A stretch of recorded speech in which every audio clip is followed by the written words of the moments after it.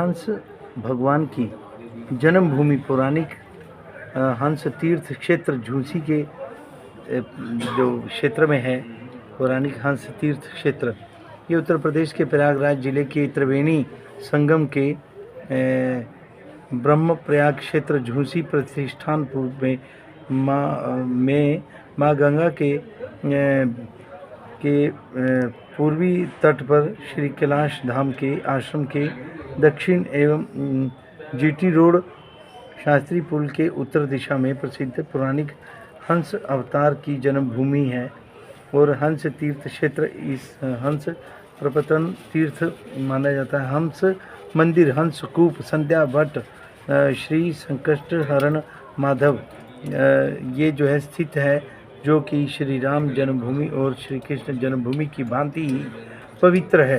हंस भगवान सतयुग के युगादि तिथि कार्तिक शुक्ल नवमी के यहीं अवतरित हुए थे। इन तीर्थों का उल्लेख मत्स्य कूर्म, अग्नि, भागवत, पद्म, नारदीय पुराण और महाभारत एवं अन्य धार्मिक ग्रंथों में भी पाया जाता है। तो अभी यहाँ पर इतना बड़ा तीर्थ होने के बाद भी यहाँ पर एक इसकी पंचकोशी परिक्रमा भी होती है जब स्नान होता है। स्नान के बाद पंचकोशी परिक्रमा का महत्व भी है। तो अभी सुनने में ये आ रहा है, हमने भी बचपन में भी यहाँ पे दर्शन किए, संध्या की, उसका लाभ लिया जी। तो वहाँ पर बहुत आनंद आता था। अब पता चला है कि वहाँ पे कुछ अराजक तत्वों ने वहाँ पर आकर के घेर लिया है, कब्जे कर लिए हैं और लोगों को, श्रद्धालुओं को उसका लाभ मिलना चाहिए। तो मैं तो यही कहूँगा कि जो आप लोग सब इस तरह से, आप जितने भी श्रद्धालु हैं जो इस तीर्थ को बचाने में लगे हुए हैं, भगवान से प्रार्थना करता हूँ कि आपको शक्ति मिले, बल मिले और जो हमारी सरकारें हैं, जो बड़े बड़े ऑफिसर बैठे हैं आला कमान, जितने भी बड़े बड़े ओहदे पे, तो उनसे हम विनम्र हमारा जो है निवेदन है कि आप कर सकते हैं। अगर आप नहीं करेंगे तो कौन करेगा जी महाराज। ये बात तो सही है, आप ही कर सकते हैं। और जो दुष्ट लोग हैं जिन्होंने कब्जे किए हैं उनको बाहर करिए। उनका क्या है वहाँ पे, उनका तो कुछ भी नहीं है। आज तक वो वहाँ पे रह रहे, खा रहे, पी रहे, मज़े कर रहे थे, उनको माफ़ किया जाता है, हो गया।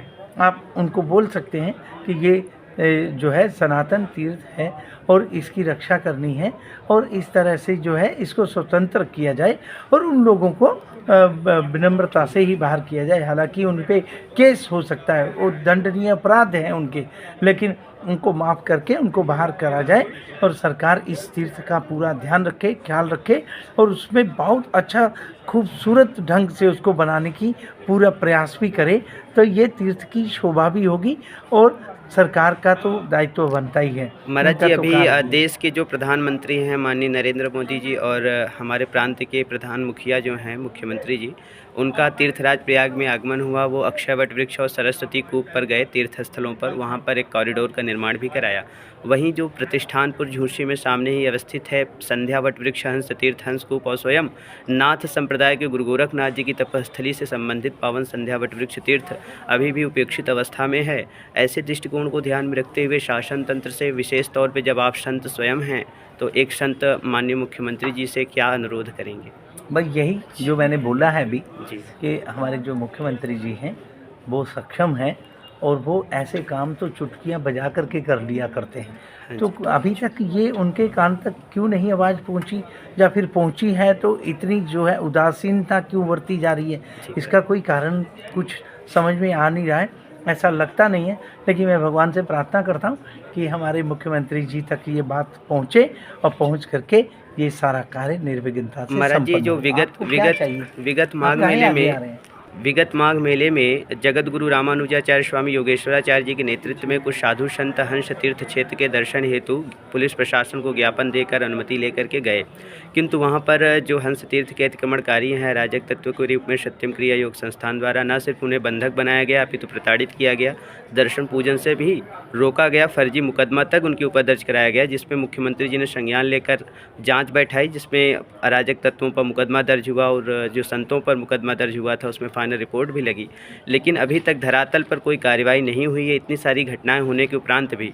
वहीं हंस अवतार के अवतरण दिवस पर गोवर्धन मठ पुरी शंकराचार्य जी के आश्रम से हंस तीर्थ के दर्शन हेतु परमिशन लेकर यात्रा गई।